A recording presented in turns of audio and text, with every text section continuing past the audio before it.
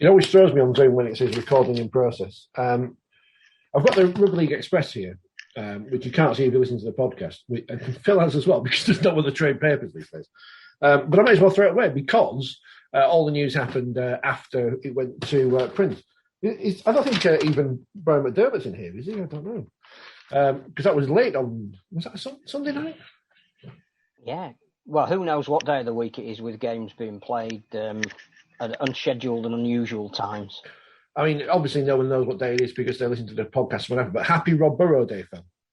Yes, absolutely. And if nothing else, then if people can still think about and promote the great man and the work that's been done with MND, just been made a patron along with Kevin Sinfield, who's doing another marathon this time, not so much for fundraising, but profile awareness, then everything we can do to promote him and to use him as a key inspirational tool for everyone in life, then keep doing it.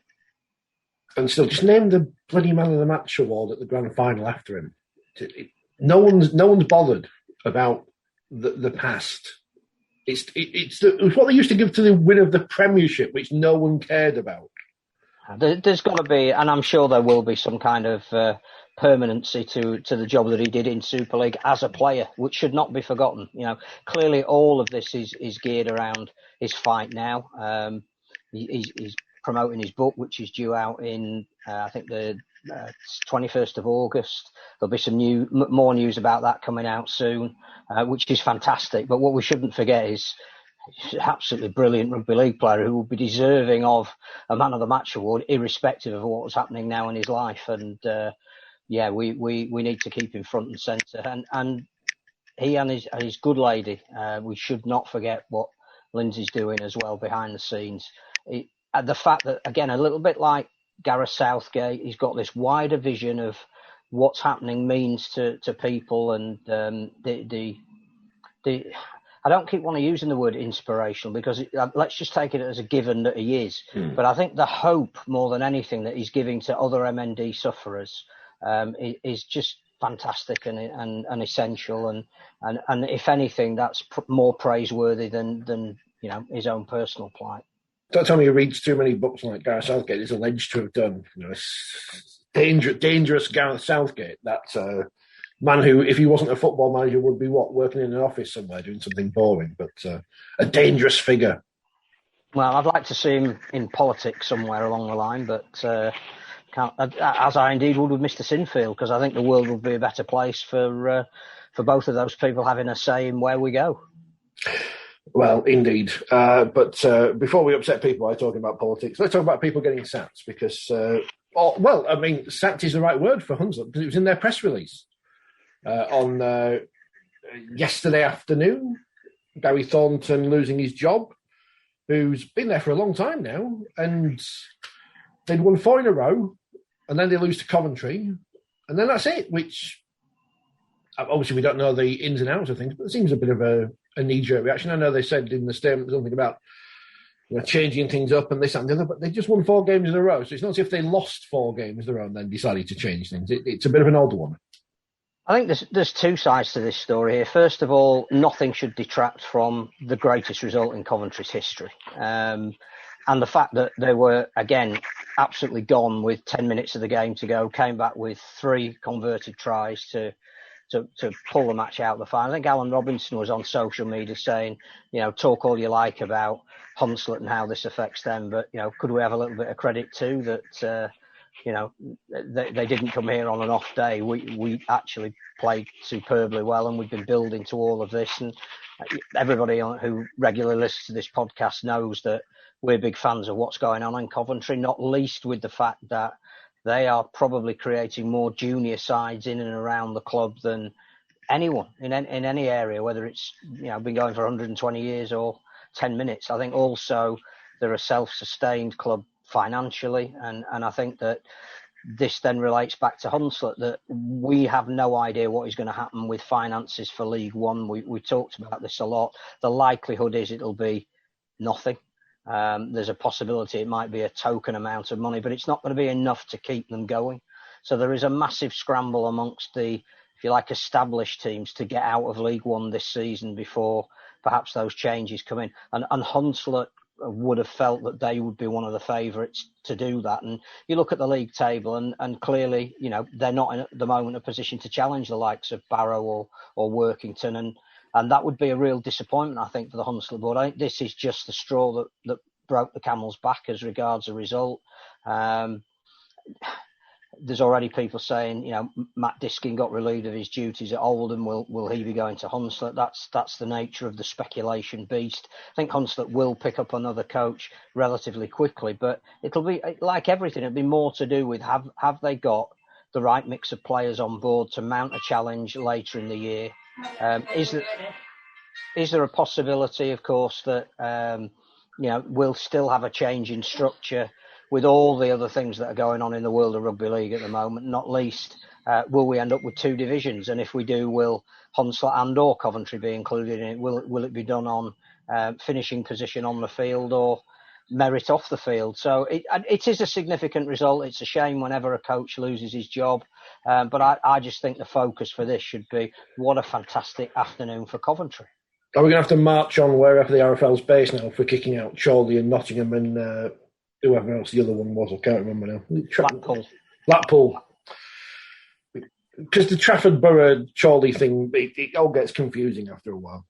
Well, you mentioned Chorley, and again, this is sort of appropriate. I know that we'll go on to talk about some of the other topics and questions that we've had sent in, but the former chairman of Chorley, who is now the Right Honourable Speaker of the House of Commons, Sir Lindsay Hoyle, has been on the BBC Rugby League podcast this week, saying, well, I think we're allowed to mention it. That's where he was. There's no point denying it.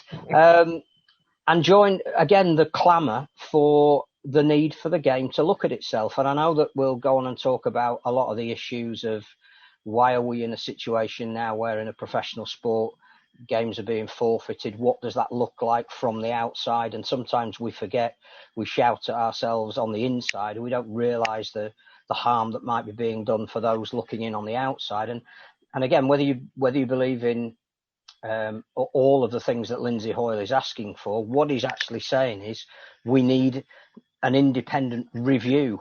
Some people are talking about commission that should take the game forward with greater independence than the RFL board currently has. That's what some people are asking for, like Shane Richardson.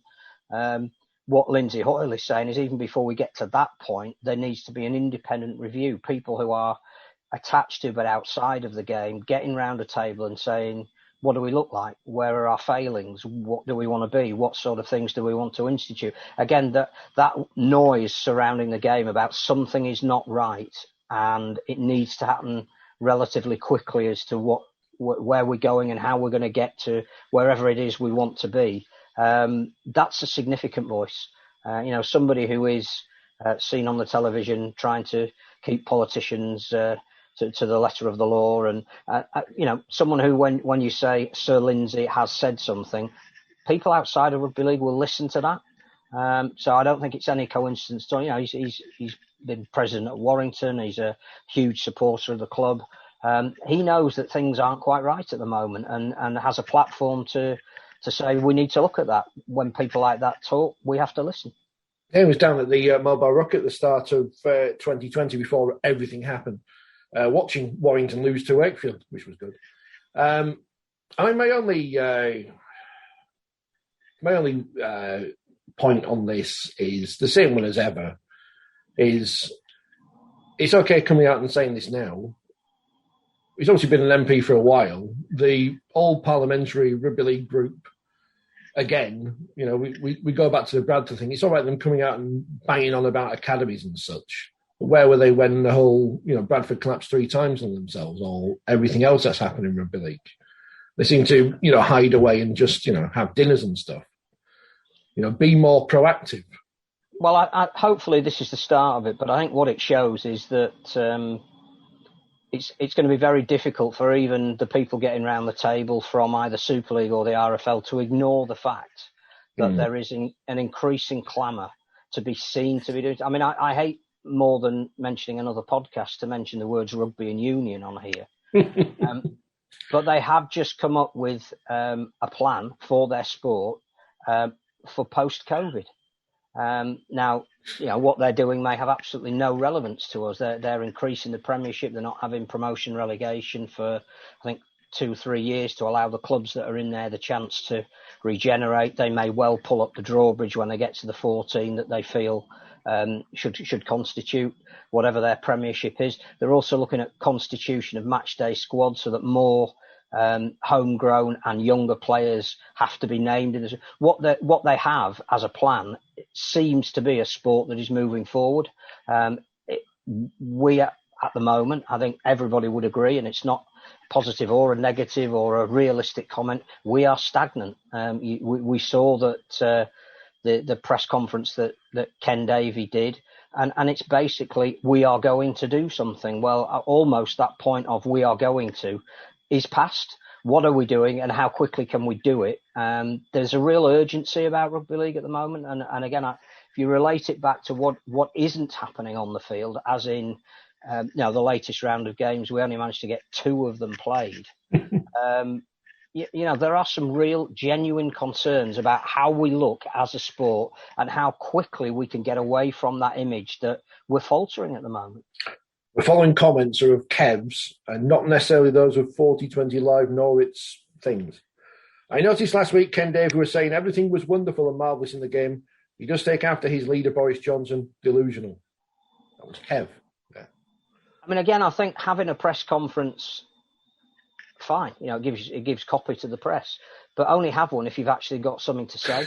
And the problem with that press conference was, what did we expect him to say? He is the executive chairman of a group that clearly at the moment, is floundering for some of the circumstances outside of their control, some of their own making. His own club this week now has not been able to fulfil a fixture, which is, maybe perfectly understandable.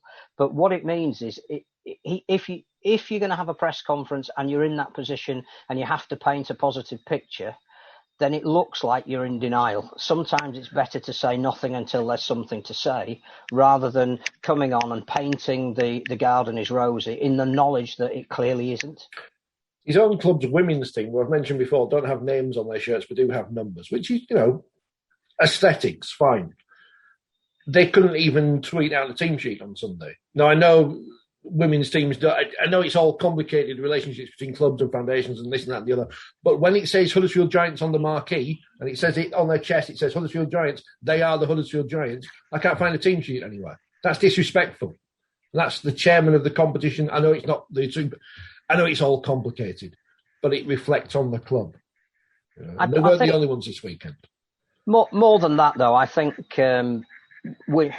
everybody says, with hindsight, it's really easy to criticise what's happened this year and you couldn't really have foreseen. I think you can. I think there comes to a point where you say, if you make a conscious decision as 12 owners or executives at the Super League clubs to play 25 rounds, which immediately means you're playing midweek fixtures, which means that you're in some ways, and maybe it isn't too strong a word, desecrating an international window, then whatever happens on the back of that, you have to live with, because you made the wrong decision in the first place. And I think we looked at all of those fixtures and said, this isn't a year for 25 rounds and loop fixtures, and especially leading into a hoped-for World Cup.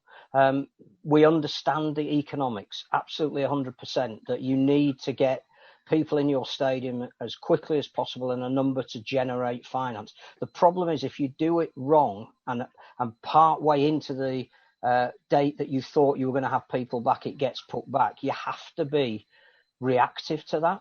And last year we saw teams doing incredible things by changing fixtures almost overnight to make sure games went ahead for Sky.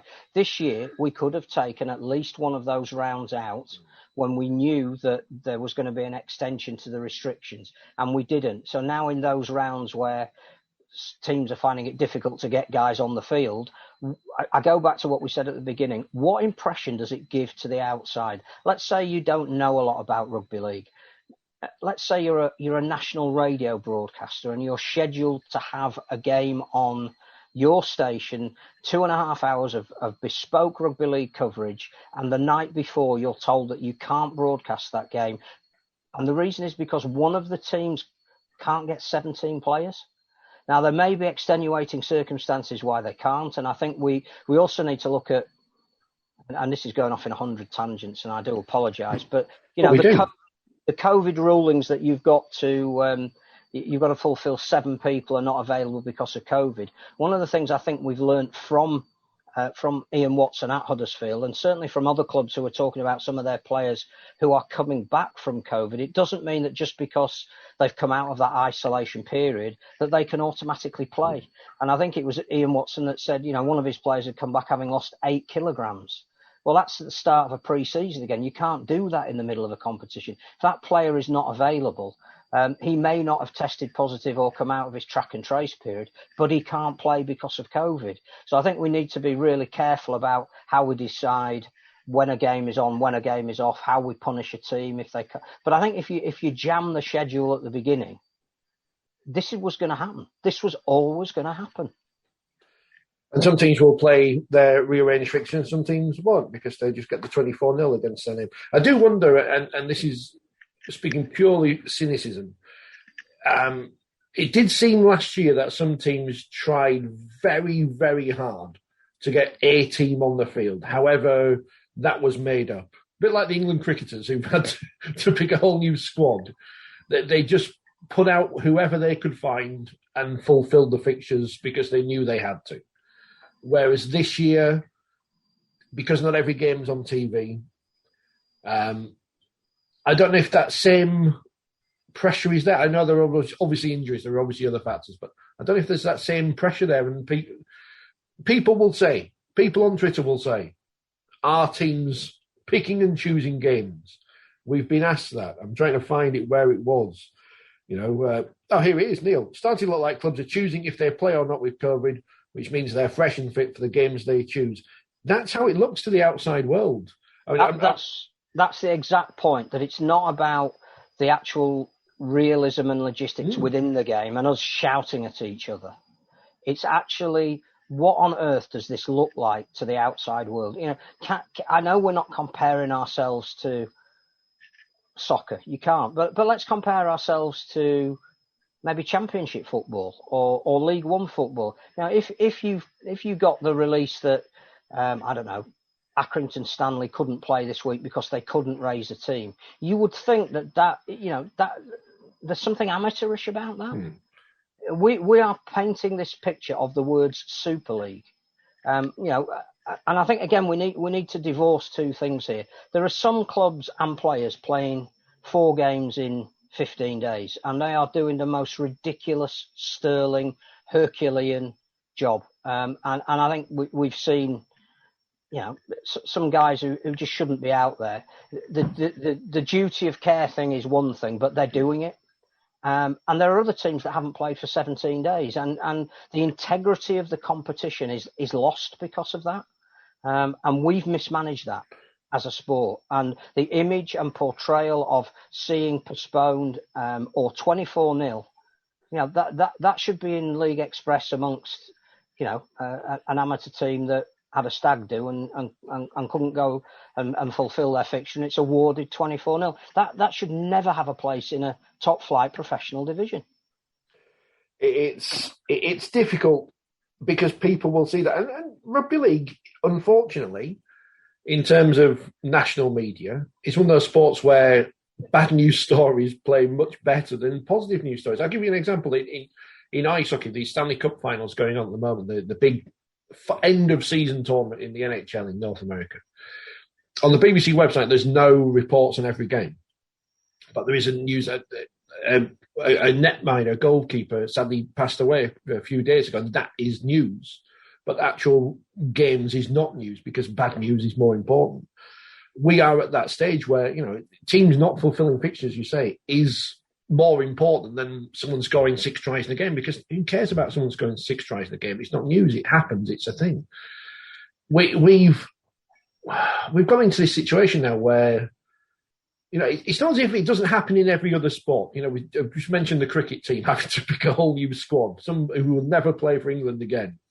The Lions tour, which I've got no interest in whatsoever, but heavily hyped, massive hype about it on Sky, it's on national radio.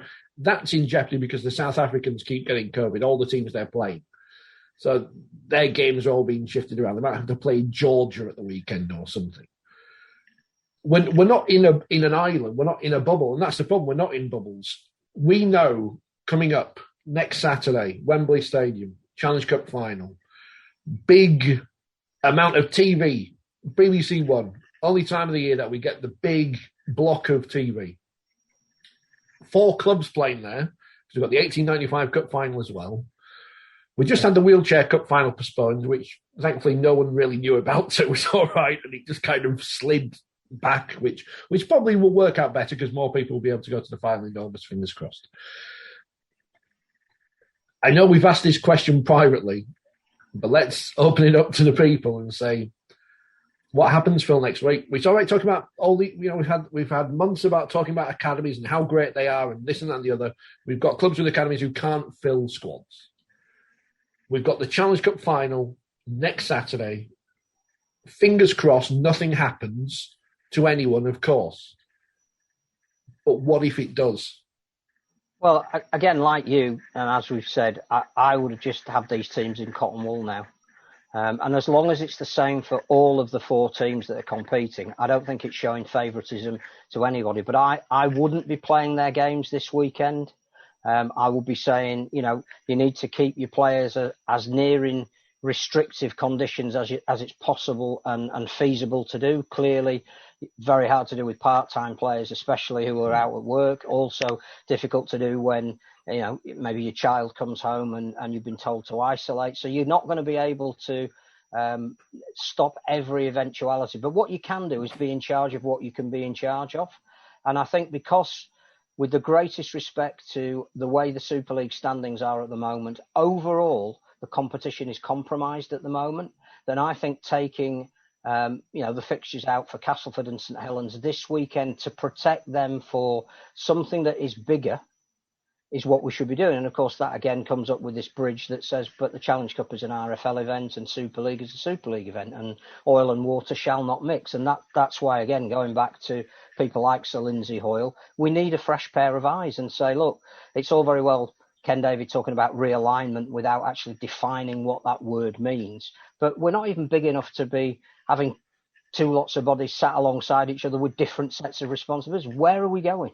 What does the sport need to look like? Not tomorrow when they all get round the table and decide what they're going to be called and they all love each other again. Who is going to make the important decisions? And is there going to be some form of resistance from club owners because they still have perceived power? Is there going to be a willingness from the RFL board of directors to impose when clearly they have no money at their disposal because they're relying on the Super League clubs to fund them at them? There are so many issues that need resolving around how do we move forward. But yes, I'm with you that one of the things that we should now be doing with infection rates as they are is be proactive to the fact that that Challenge Cup final has to go ahead.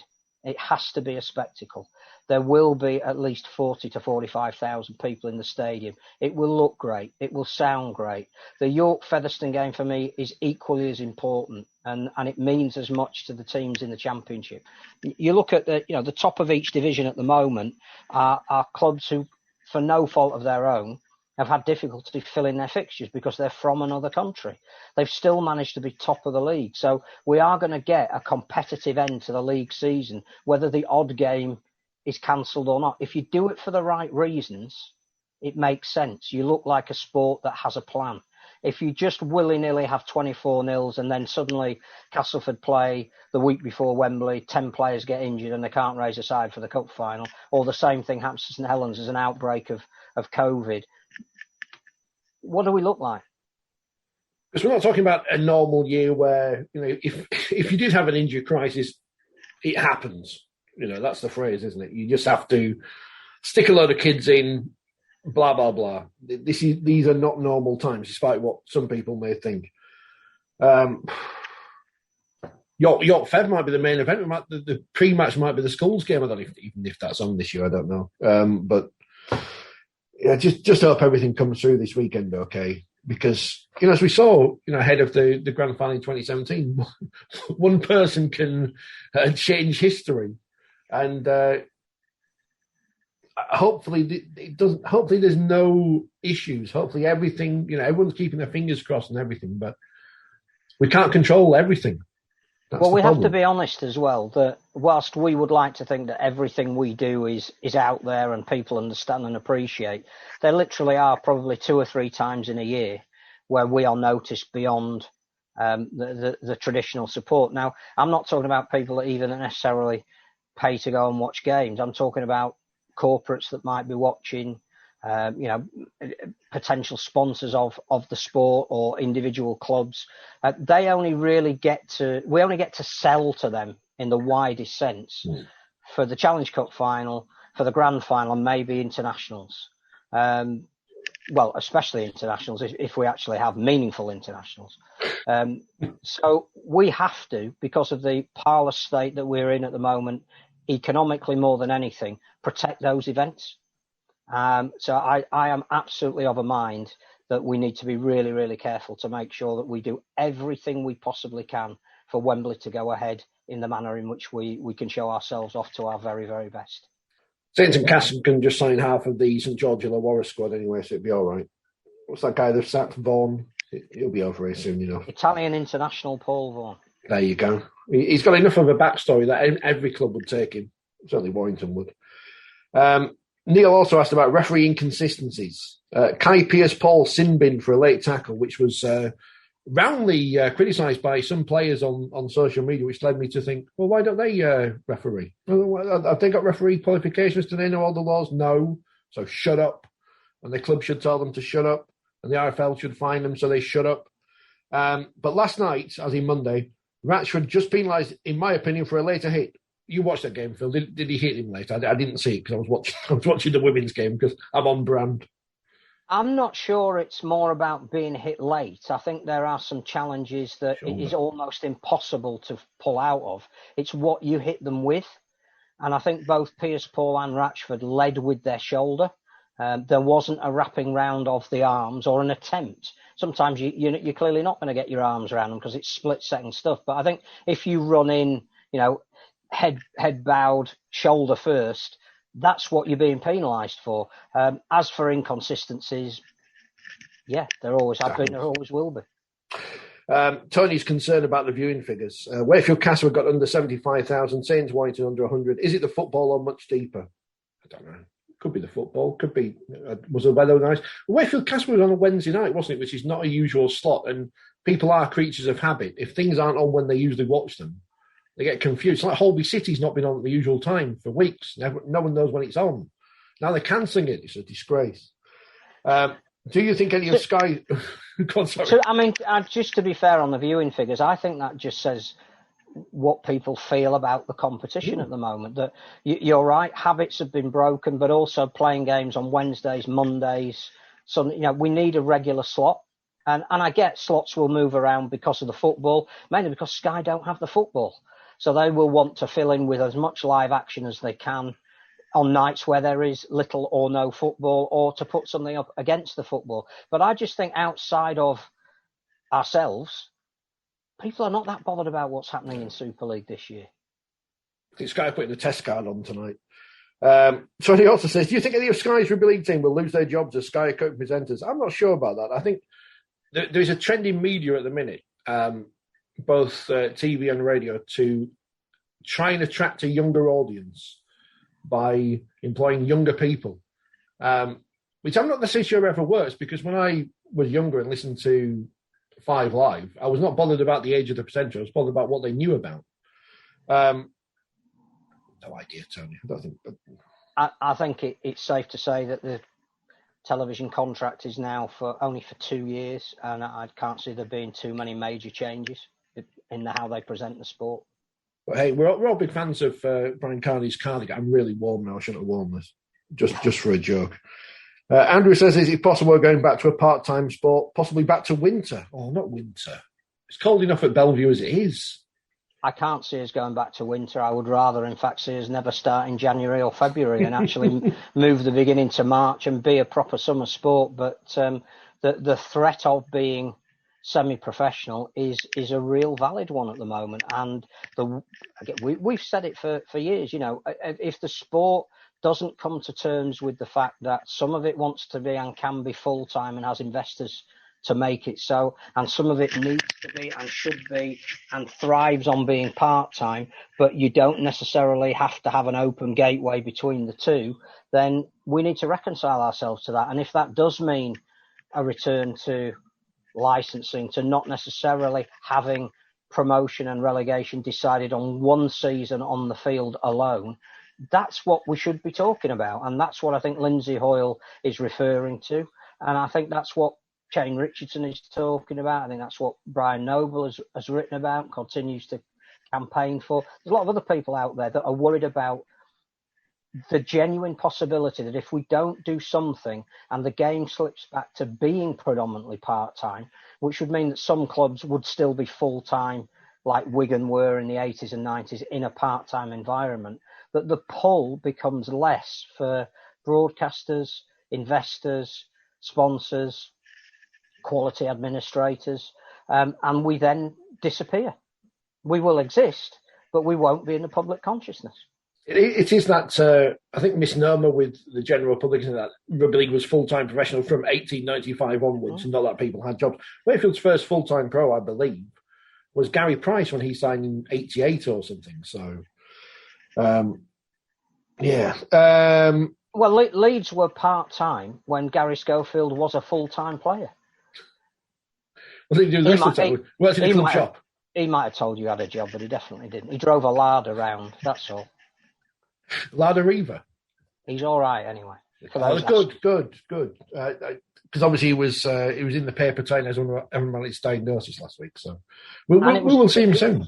It was his birthday last week. So. It was, which happy birthday. I found an old tweet we sent out about it. So it was the same day as Canada Day. Toronto have got a new head coach. We'll come to that. Well, we won't come to that in a moment because it's irrelevant for the moment. But we'll come to what happened to their former head coach. Ian says, should the World Cup be pushed back to 2022 as we'll struggle to raise a 17-man squad at this rate with injuries in Super League? And why is Rugby League affected by COVID outbreaks in a way that football and cricket have managed to mostly avoid? Is it the attitudes of players and coaching staff? I think we said it might be attitudes. I think it's attitudes of society in general have become laxer, but the more things open up, the more chance you are of getting it. That's just, I don't know if that's science or not. I've only got GCSE. I'm not one of these great scientist people you find on Twitter. It's all right. Nobody listens to scientists anyway. On the first part of his question, I am an absolute passionate believer that the World Cup has to go ahead in 2021. I genuinely do not know what the profile and status of rugby league will be over here if we wait another year. I think that if we have it now, and it's an event on the back of, let's hope the Euros being successful, Wimbledon not leading to any mass outbreaks of anything, the Challenge Cup final, building into a World Cup, I reckon we've got a stage and a platform this year, and there's a real willingness for Rugby League to occupy that. I think if we put it back now, we will struggle to have that goodwill behind us, that profile. They'll be in and around a Football World Cup, then a Commonwealth Games. I think we need it. We have to have it this year by any method we can. As regards why we seem to be more susceptible to COVID, I think your point about the English cricket team says that everybody is susceptible to COVID. They have been in the strictest bubbles over the summer that it's possible to have, and they still, now starting to come out of those, have managed to have to isolate an entire national team.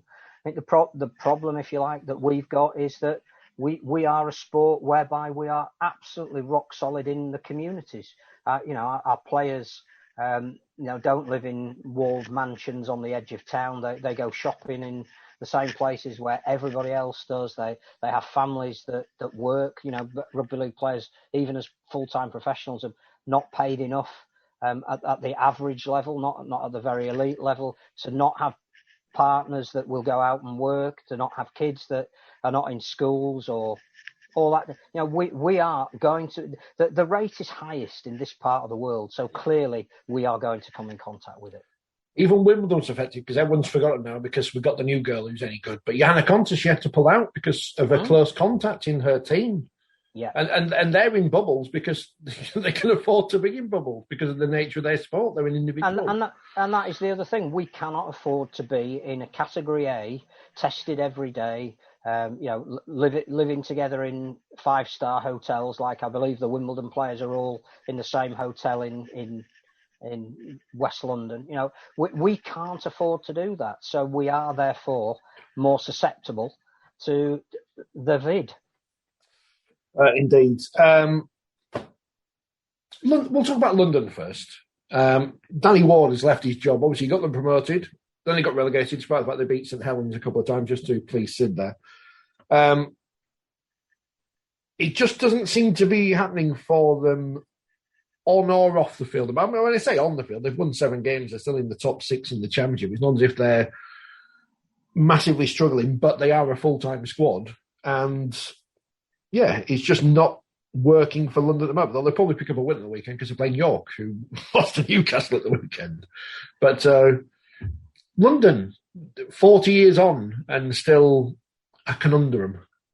Yeah, a perennial problem because as a sport we haven't decided what we want from London. Every week we're looking at Super League games where there are some players who London are, Kai Pearce-Paul is probably the shining light for Wigan at the moment. For all the issues they've got with not being able to score points, one of the positives is they've got a young 20-year-old kid who was born in Bromley, learnt his rugby league at Croydon Hurricanes, picked up by the Broncos Academy. Wigan spotted him and he's now wearing the cherry and white. The game has never reconciled itself to the fact that if we could find a dispensation for London to keep London players in London, they would be a sustainable team in the top flight with all the profile that brings, probably at a ground that stopped them being nomadic with a centre of excellence attached to it. And their best players would, as they move through the ranks, like use him a lot as an example, Louis McCarthy Scarsbrooks, whose family is all still in London and would go back there, and I'm sure will move back there at the end of his playing career.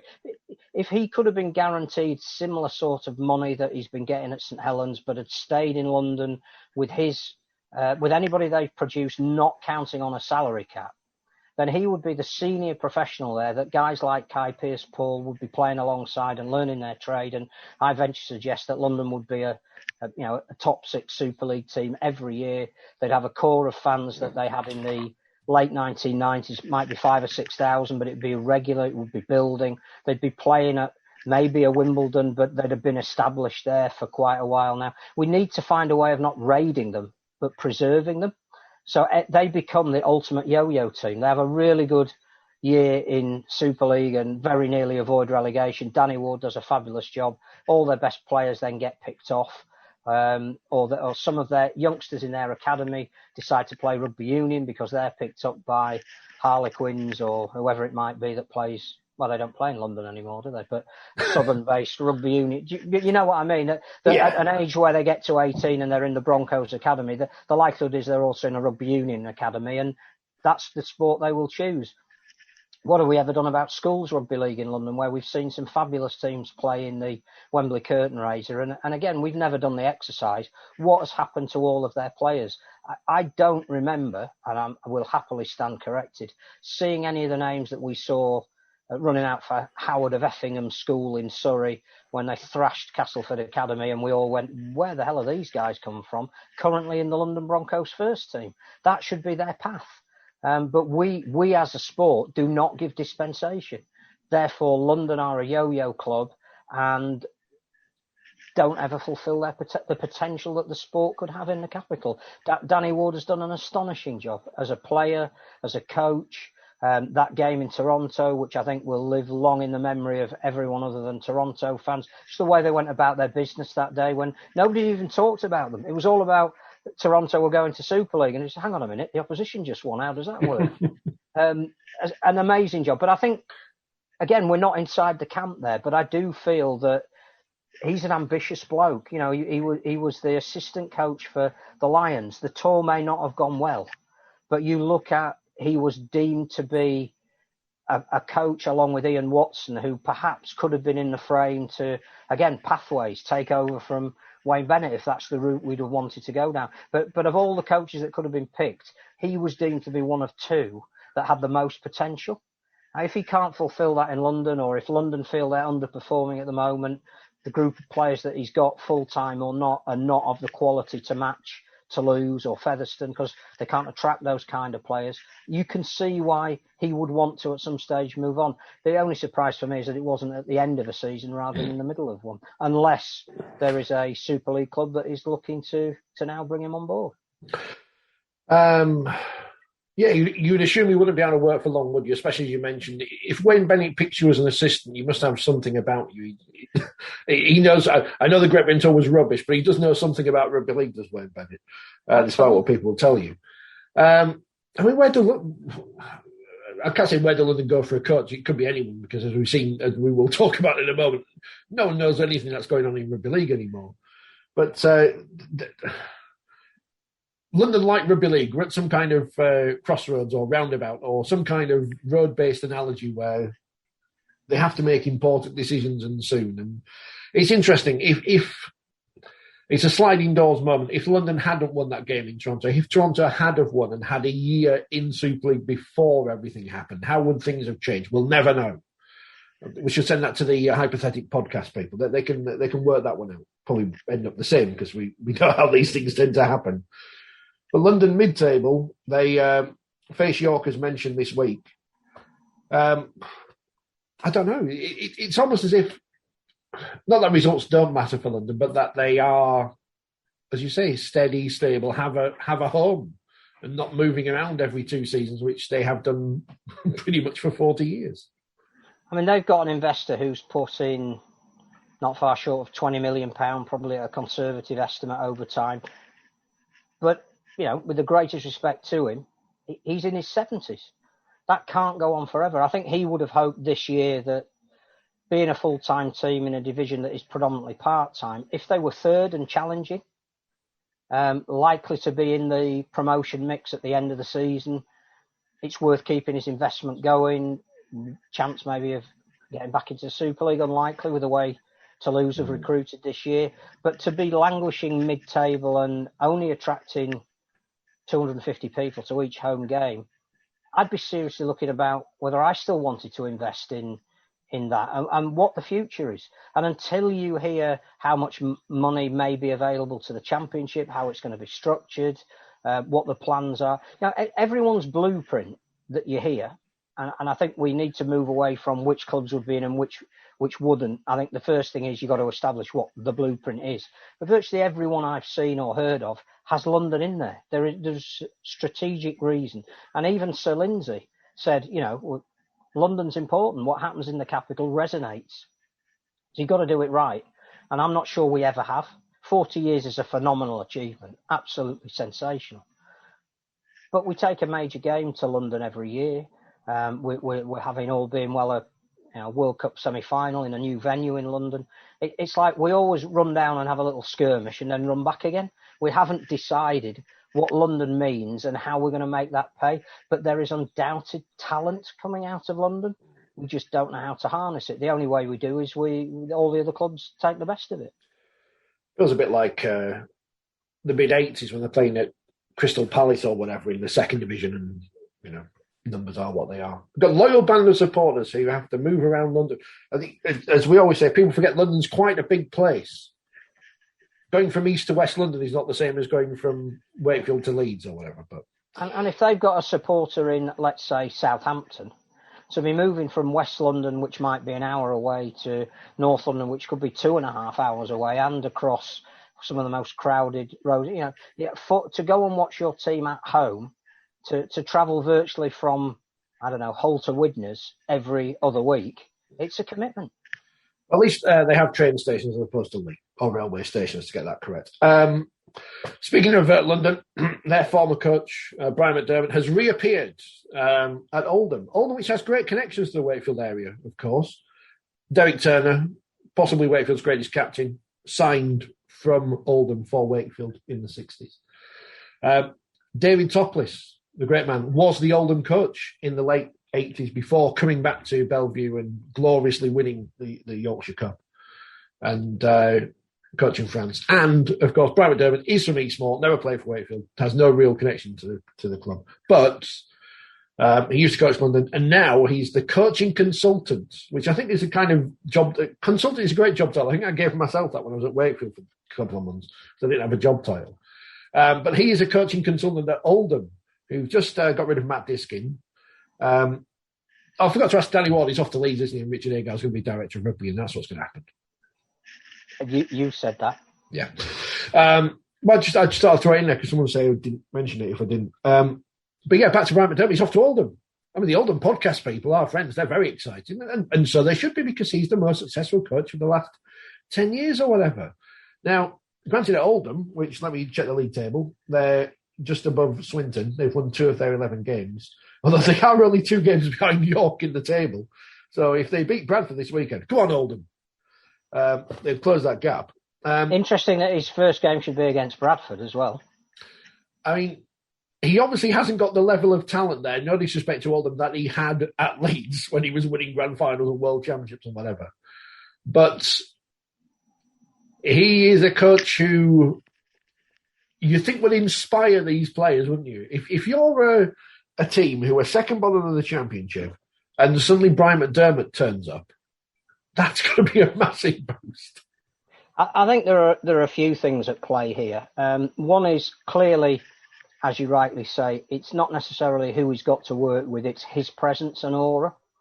And I think there's no doubt as well that not only will he get a level of performance out of them, but he'll come up with the game plans they need to win the matches that they need.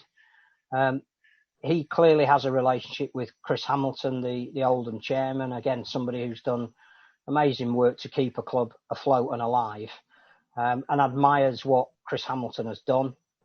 I think the other thing we need to look at from Brian McDermott's point of view is there is a significant amount of time now that he has not been paid and is actually owed money. And the reason why I think it's only to the end of this year is that it's a bridging point for him as well. It keeps him involved in the sport. He has other irons in the fire as regards coaching, I believe, but none of those can happen at the moment. So clearly he wants to keep coaching on his CV. He wants to give Oldham the best chance possible of staying in whatever the championship is going to look like. And I think that's the other thing, that Chris Hamilton is wary of the future. But what he does know is whatever it looks like, he has to be in the championship come the end of this season. And if there even is an amalgamation of some teams from League One with some teams in the Championship, so there will only be 2 divisions. What he doesn't want to be is cast into League One because of relegation and then crossing his fingers that he might be one of the teams that is still allowed to be in the Championship. He needs his team to stay up. And if bringing Brian McDermott in even for a dozen matches assures that, or ensures that, and there's no given there, but I think he's certainly increased the chances of that happening, then if I was some of the clubs towards the bottom end of the table at the moment, I'd be a bit wary of Oldham now. I think there will be a bounce. I think Brian McDermott will relish getting on a field with some players. He'll simplify everything. He'll tell them exactly what's expected of them. He won't change too much because he can't. We're already in season. Probably won't get many, if any, players because there aren't any that you can go and get. But it's a really bold and brave appointment by Oldham. And I just suspect that it might have the desired effect. It's I'm going to compare him to another Brian. It's like when Brian Clough went to Brighton. He's had his successful spell at Derby. Obviously, Leeds didn't work out. That's Toronto there. And now he's gone to Brighton. And then he comes back and he bounces back and he wins back-to-back European Cups at Forest. So I don't know where he goes after this. Maybe he stays at Oldham forever. Maybe Oldham become Nottingham Forest. I don't know. It doesn't work in terms of that analogy. But what is important is he's got to see him back in the game. And it's a brilliant coup for Oldham as well, because it was never leaked anywhere, came as a complete surprise. Everybody who actually saw that went, wow, that is as left field comes. But as you say, but he's a Marmite figure, and he always will be. But what he is a voice that will be worth hearing. Good to have him back in the game. Is that all the issue stuff we've talked about? I don't think. Are there any other issues? Why Wigan can't score a point at the moment? Well, that's matches. Let's go through the Super League, where Castleford won't take long. No, where Castleford lost to St Helens 24-0, but then beat Huddersfield 24-0 last night. It was a great game. Danny Richardson scored 24 drop goals. I said Paul McShane to Phil yesterday, but I decided it would be Danny Richardson. But he's injured, isn't he? What a turnaround to go! Amazing, 48-point turnaround. Oh. Imagine if they do that at Wembley, having lost them 24-0 the week before. Anyway, Wakefield didn't play Salford. That was called off, as was Hull FC. We knew about that. Huddersfield 12, Catalans 50. I mean, Huddersfield, the curate's egg of Super League at the minute. I have kind of got off my theory of, they'll turn good eventually, because they're now below Wakefield at the table, and I know where we are. But let's not take anything away from the Catalans, because they are super good. 50 points away from home in Huddersfield on a Thursday night. 8 tries shared across the team. Try scores, which I think again says a lot about how they're playing at the moment. They have conquered their travel sickness. You know, long gone is the days when Scully would sit here going, they can't travel. They've played the bulk of their games so far this season away from France, and they've come up with a process by which it's working for them. Not only do they have the routine that works, but I think they just genuinely do have across the squad, covering virtually every position. They've got that mix of established players that have a really good attitude, but young guys coming through who are pushing them, who are French, who are exciting. It's a great balance, and I think they are duly at the top of the league because they clearly not only deserve to be, but have got a very, very good team this year. Huddersfield, I feel old because Will Price made his debut. I remember his dad making his debut. But there are clearly issues at Huddersfield that are part COVID related. And Ian Watson is in that transition process where I don't think he's got the squad that he fully wants at the moment. They're already rumoured to have made some signings in the halfbacks for sure for next year, and some players who were there I think know that they are leaving.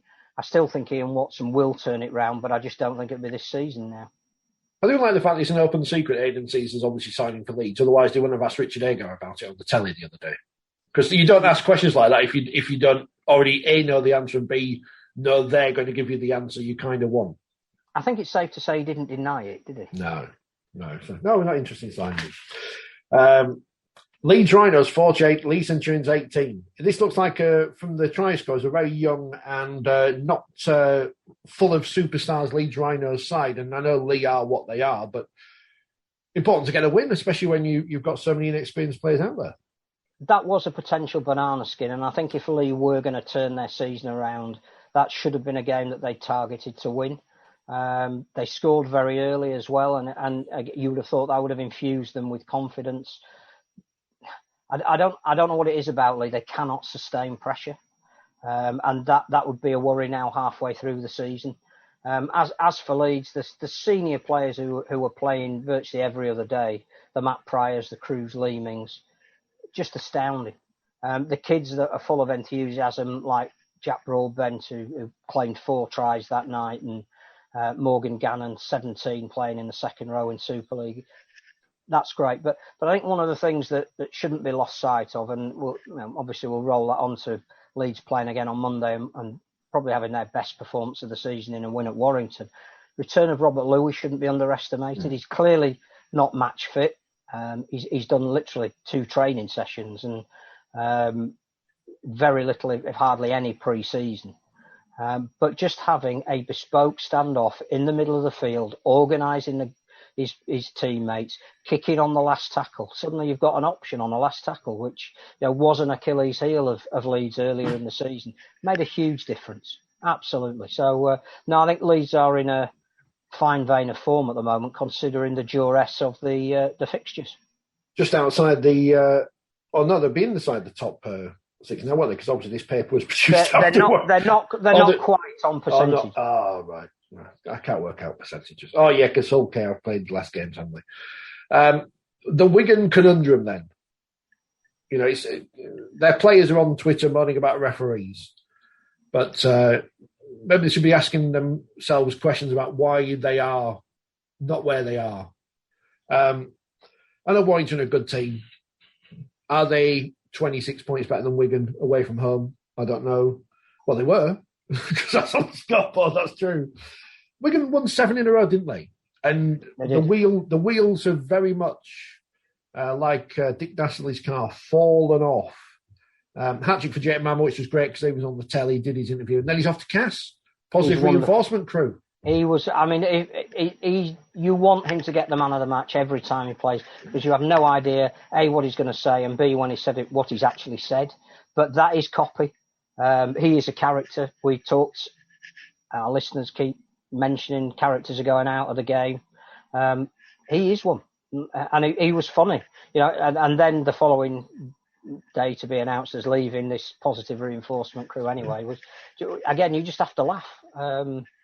But no, I think Warrington are still Jekyll and Hyde. A decent performance at Wigan, and from their point of view, pretty convincing in all aspects. And then made, I think, 19 mistakes against Leeds. We're playing against 11 men at the close of that game and still couldn't fashion enough to win it. That's Warrington. Everybody gets carried away when they win 6 in a row and they're the real deal and they play themselves back into championship contention, and then they come up with a display against the Rhinos where, if you're just looking at what they didn't do as opposed to perhaps the exceptional performances of some of the Rhinos on the other side, even their coach, Steve Price, just said they clearly weren't good enough. You have to be consistent. Consistent teams win the grand final. Yeah, we'll come back to Wigan in a minute then. We'll talk about this, because that last 10 minutes where Leeds had to just defend and defend and defend with 12 men, then 11 men. That Warrington have, their key halfbacks out there, all their star names, apart from Greg Inglis, which I forgot about. But couldn't break through the Leeds defence despite having 1-man, 2-man advantage. That's a great lack of composure, and I guess why people say, well, they win some games, but they're not going to win the big game at the end of the season. So it's a lack of leadership in those moments. Who is the dominant player? Is it Blake Austin? Is it Darrell Clark? Who's going to get their hands on the ball the most and say, right, you can imagine, and I'm only using this as an example, if that was St Helens in that situation, either James Roby or Johnny Lomax would be saying, right, this is what we're doing for the next 10 minutes. I want the ball, I want it here, and I want it early. And what I want is Tommy Makins to be ready for a long cut-out pass, because clearly we're playing against a team where we can create an overlap. I didn't see anybody in the Warrington ranks saying, it's my responsibility either to take the ball in. It was all individuals doing individual things. And I'm not sure at the moment that Darrell Clark coming off the bench is working for them. He seems to be almost not exerting a sufficient influence on the game that I think he would want to. And I think, again, without Gareth Widdop, they didn't have somebody. You can just imagine if Widdop had been on the field, he would have said, right, I know how this pans out. We win it in the last minute. We breathe a sigh of relief. We say we didn't play very well, but we did what we had to do. There was nothing. I thought, even listening to Phil Clark's analysis when after the game, when you watch it back, I think he directed some criticism at Josh Thewlis. He's one of the young players in the team. He needed directing by somebody inside him. Where do you need to be? Tom Lynham not scoring on 2 occasions where clearly it's harder not to score than score. Those are the moments where you do that at Old Trafford in a grand final. That's why you don't win the competition. That was a worrying result for Warrington on the back of the fact that, was it complacency? Was it an acceptance that when you win a number of games, we've cracked it, when actually you haven't? So that for all that Warrington are in the mix, there are still question marks.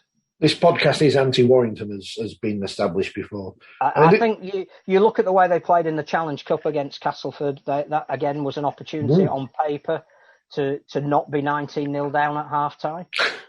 You look at the fact that against Leeds, who were, if you start off in the most dynamic way you can against a team that's playing what's their third game in a week, you would think that you wouldn't be 18-6 down or 26 down at half time. There's something not quite right attitudinally in Warrington.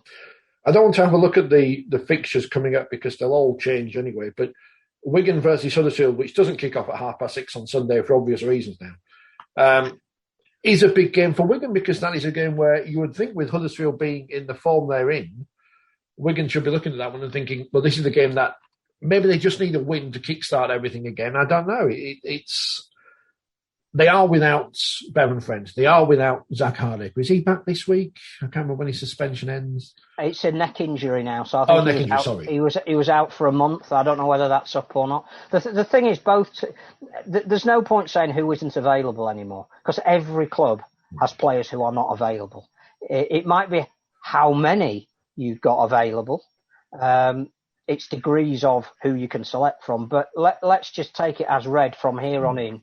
Every club is going to be without players, so that it's pointless mentioning Bevan French because he's not here for the rest of the season. They have to make the best of it. The issue for Wigan, I think, is that some of their younger forwards are not living up to their potential, and when you put Jackson Hastings at fullback, you're losing too much on attack. They need to find a solution that works best for them, and again, Adrian Lamb is clinging on to his job at the moment. Wigan need to do something about that. They need to say, look, you're definitely here till the end of the season, or Sean Wayne has been approached. He is, whatever the white noise that surrounds the club, that affects how a team plays. And I think at the moment there's too much going on about Wigan. Who's going to be there? Who's not going to be there? How they're going to play? How they're not going to play? How they perceive themselves to be? What the rest of the campaign holds for them? The fact that they're not in the Challenge Cup final in a fortnight's time. Again, questions raised about who is the leader in that team. Harry Smith needs some protection and support at the moment. I think they're just expecting too much of him. Players who are outstanding and who are rock solid are being asked to do too much. So Willie Isa, Liam Farrell, are they playing in the centre? Are they playing in the second row? Can they look after all the other young kids as well as play the game that that they're being asked to play? Is the recruitment good enough to be a trophy-winning team? And if it's not, then can that be laid at the door of the coach? Well, Willie Ice is not playing anywhere for 2 weeks because of his own stupidity, and I didn't see Zach Hardick or Sam Tompkins comment on their current or former teammate stupidity while they did about the referee giving a yellow card to Kai Pearce-Paul. So be consistent about it and criticise players as well as referees, or just shut up when a match is on. That would be the better option. It would be, wouldn't it? Maybe their agents should have a word with these people on their clubs. We want them to be characters, and we want them to say stuff. But criticising a referee, I'm I don't know, Robert Hicks or whoever, and I have had feedback that a player A has criticised me on social media for a decision I actually might have got right. Then the next time player A comes anywhere near me, I give a penalty against him for no good reason. And when he comes over protesting, saying, sir, I'll just say, checked your social media recently? Go and stand 10 metres away. It's dissent. It needs to be cut. It's like the clubs doing the things about, we look forward, that pass that the other team scored from. Grow some, sort it out. It's easy. If I need some money, this is an easy way of getting some money by fining people. That was Super League because everything else was postponed or cancelled. Bradford beat Batley 30 points to 16 because George Galloway can't win in Batley, but he can win in Bradford. Dewsbury 18, Sheffield 18 in another exciting draw for the Eagles, who've now drawn 3 this season. Is there a record for draws in a season? There must be. I don't know what it is though. It's quite a few in the days when they used to play 40 odd matches a year. Featherstone beat London 63-14. Which, again, I think is one of the reasons why, Danny Ward doesn't stand or fall by one result, but You're a full-time team and you go to a part-time team and you get turned over by that amount, then you, as an owner, you suddenly start thinking it's not quite right at the moment. Halifax 17, Widnes 16, the game delayed due to the weather. And that's a good comeback from Fax because they were 16-6 down at half-time, so I don't know whether they're playing towards the shallow end in the second half or not, but got the win there. Whitehaven 36, Swinton 22. Big game at the bottom of the table. Whitehaven pulling themselves away slightly. And probably the biggest result in the Championship in terms of, well, not a shock necessarily, but York 26, Newcastle 28. Great win for the Thunder, who are moving in the right direction. They had a slow start, but they're just outside they're not just outside the playoffs. They're 3 wins behind the teams who are in the playoffs. But in terms of league table, they are. So it's looking much better for them. Well, that's positive because Newcastle is one of these growth areas, which hopefully doesn't become. Yes. York. But, now, York are clearly struggling on the field at the moment. They can't get a settled pair of halfbacks. But again, I think a bit like Castleford, looking ahead to that 80 minutes of Wembley means more to the York club than anything else. Well, obviously, if they got relegated, that would mean a lot to them, but I don't think they will. I think there's too much quality in their team. And Wembley is a distraction, no matter what people say. Danny Kerman's getting to play at Wembley. League One, Barrow 31, Doncaster 6. Our listener, Tony, because we have individual listeners, he went to that game as a Doncaster supporter. But he really enjoyed it. I mean, he did take a picture of a submarine, so that was good. And he got 2,000 fans there again. Yeah. And he got to see the end of what appears to be a very tasty game between the Barrow ladies and Oldham, which had 3 yellow cards in or something. I'd love to have seen that. As mentioned, Coventry 46, Hunslet 44, North Wales 34, Keighley 28, so another good result there for the Crusaders. Rochdale 22, London Scholars 4, and Workington 66, West Wales 0. So I don't know what's happening at West Wales, but we could say that every week. And they were very positive when they came on the podcast about what this season held. And whilst the margin of defeat on a weekly basis isn't as bad as it has been, there are still clearly issues. But then Wales, much as everything we said about London, is an area where Rugby League needs to take a bit of responsibility for. And I think that Gareth Keir is doing a sensational job as CEO of Wales Rugby League. I think what they've done with the women's game, a massive win for Cardiff women in their first game in the Women's Super League South. I think what they're doing with junior pathways, there's a link up with Salford and the college game down there. All of their wheelchair programs and LDL and PDRL, some really good things going on in Wales. I just feel it needs a focus at the top level. And again, we will at one point revisit the decision not to give Celtic Crusaders a licence and say it's another of those missed opportunities in the sport, that there are always going to be owners that we have issues with. But at what point does the sport of Rugby League take responsibility for its own development? Melbourne have had issues. The NRL have taken over the club, or News Corporation have taken over the club, because they saw the strategic presence needed of Melbourne in their competition. We've gone London, stand or fall by half a result in Super League. All the goodwill that you built up gone overnight. Celtic Crusaders, had maybe an owner who couldn't fulfil what he was promising.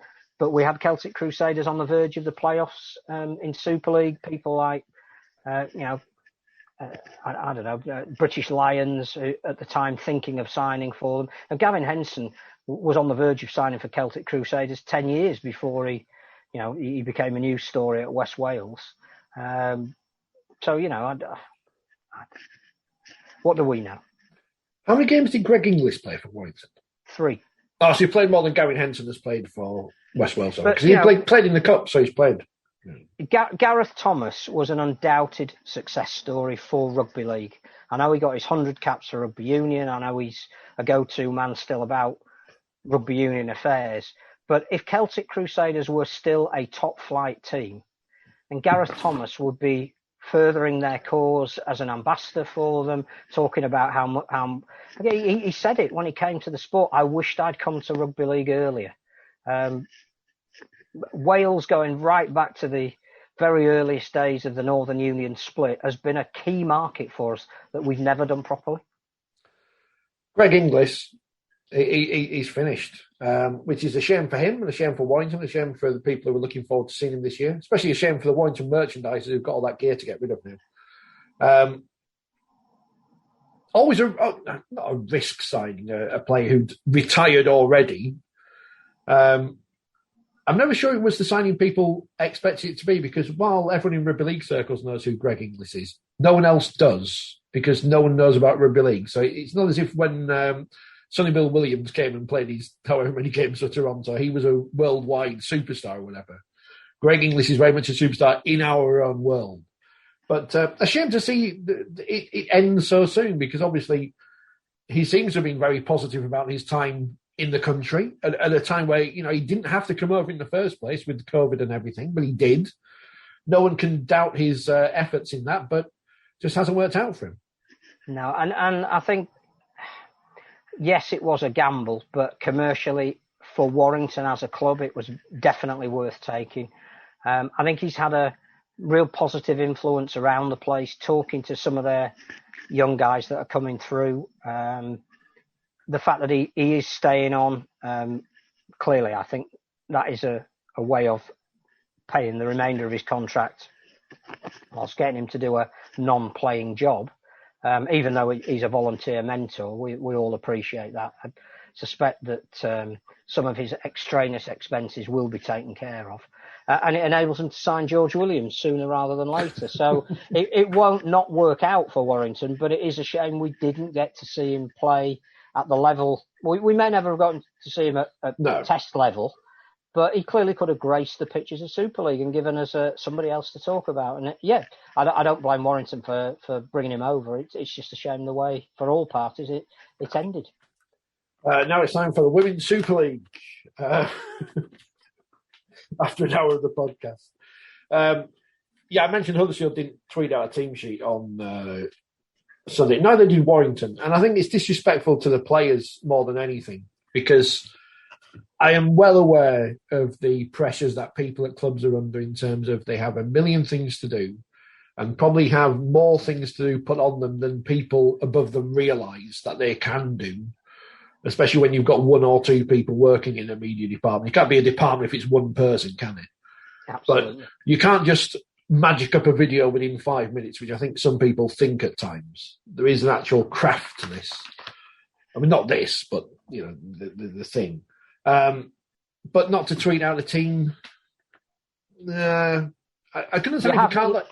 Standards. There has to, if you're going to call something Super League, there has to be minimum standards. If you can't live tweet a game, I understand that. You can't be there. That's fine. It's not ideal. You probably should do, but if you're not, fair enough. But not to put out a team sheet, disrespectful. On the field, well, I'll talk about Monday's game first, which I haven't got the score for because I've got the paper in front of me. And of course, it was played after. So Helens beat Castleford. Again, talking about standards, both teams had players without names or numbers on the backs of their shirts, which I found very odd, especially when one of them was the captain of England.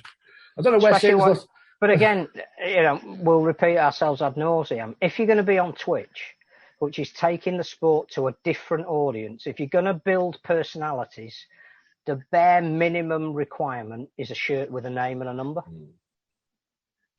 It is. It's a little thing, but it's massively important.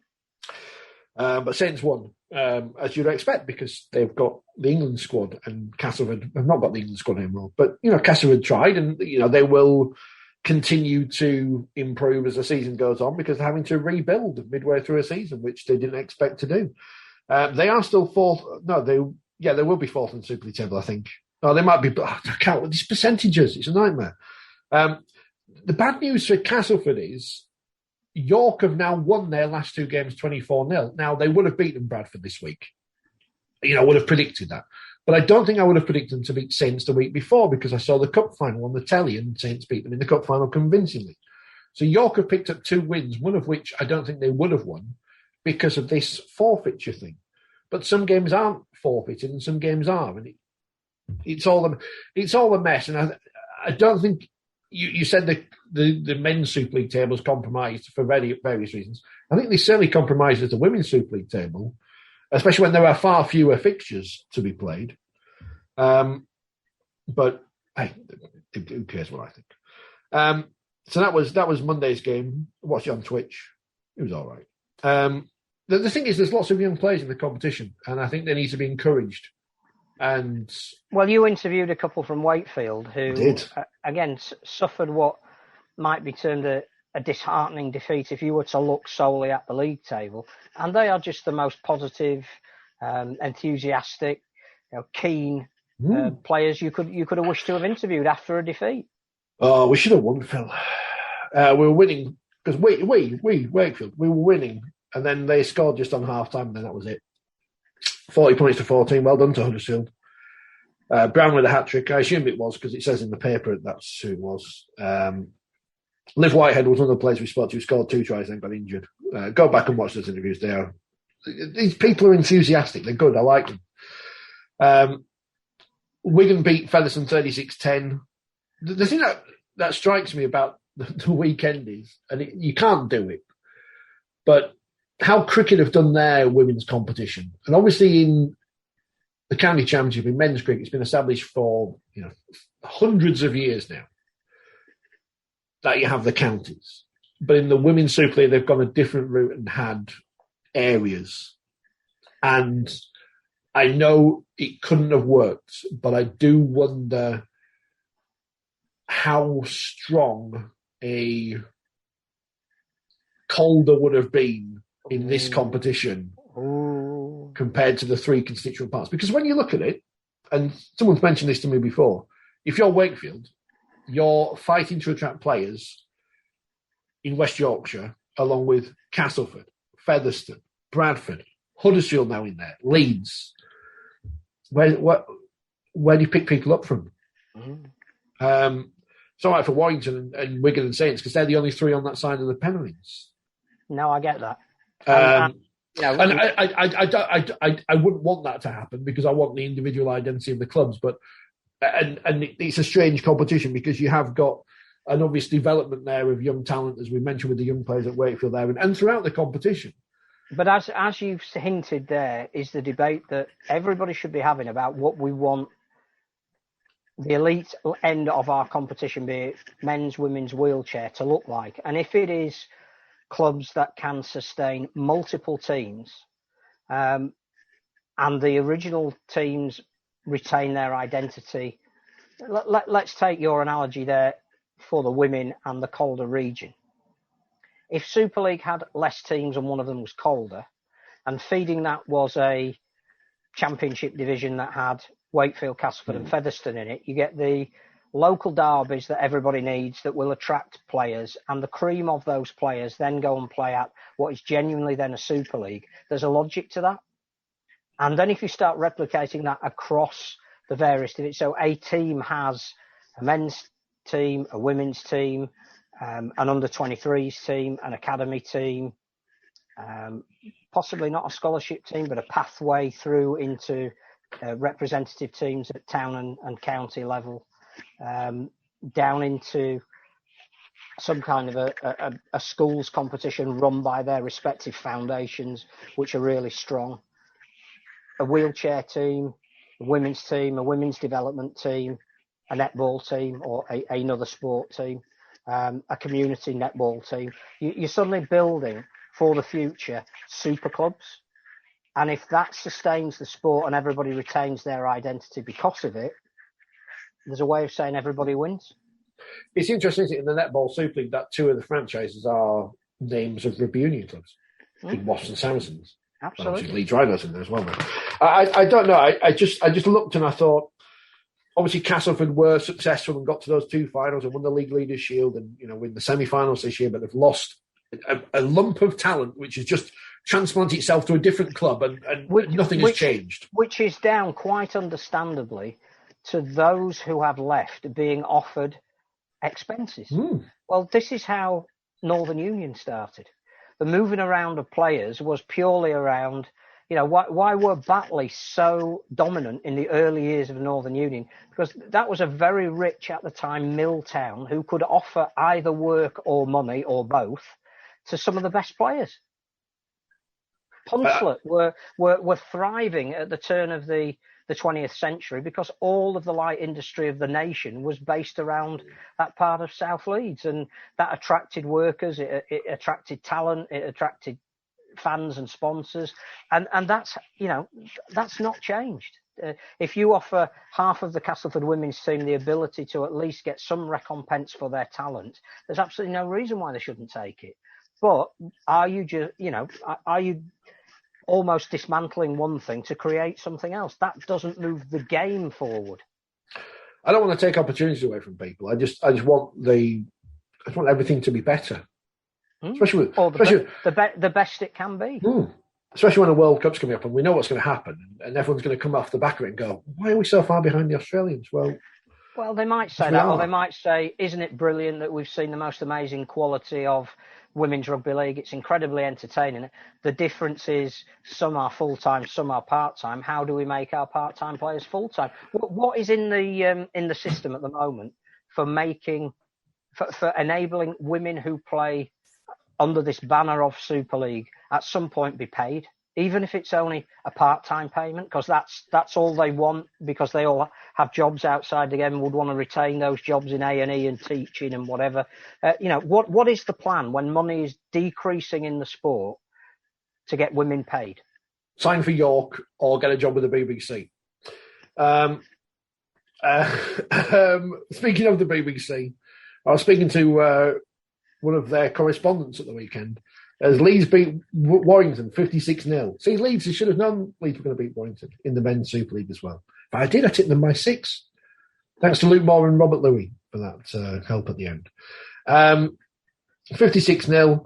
Can't say it was a very exciting game because it was 56-0. I did ask the 18th woman, which is not her nickname, as opposed to the 18th man. He says with a raised eyebrow for those who know. Who I should speak to after the game. Well, I spoke to Courtney Winfield-Hill, forgot to set the camera going. She did point out I got a new camera. I said, yeah, it's not mine, it's my wife's. So I've got it for her for Christmas.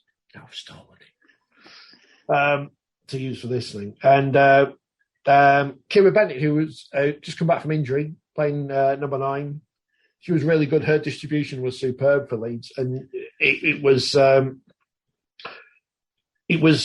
was good to see. You tend to see different things in different games that you haven't noticed before. And I hadn't seen them much because you've been injured, but her distribution was really crucial to that. And the fact that Hannah Butcher was back for Leeds as well. Yeah, and they were really good. The big thing for the women's game is the fixture between Wigan and Leeds this week. The two unbeaten teams at the top of the table play each other. Which is not on Twitch. Because they've put Bradford, who couldn't raise a team last week, versus Super Wakefield. Tara Moxon, I didn't get a chance to ask her because I interviewed other people and said she could play for Papua New Guinea in the World Cup. Yeah, absolutely. But I don't know if she's going to do it or not, because she was in the England. Was it the performance? When I was at Wakefield briefly, I interviewed her and she was in one of the squads. Not the elite one, but the one below, or was it the students? I can't remember. She was in some kind of England squad anyway. So she's in the England system, but... Oh, yeah, no, I think she should be an orchid.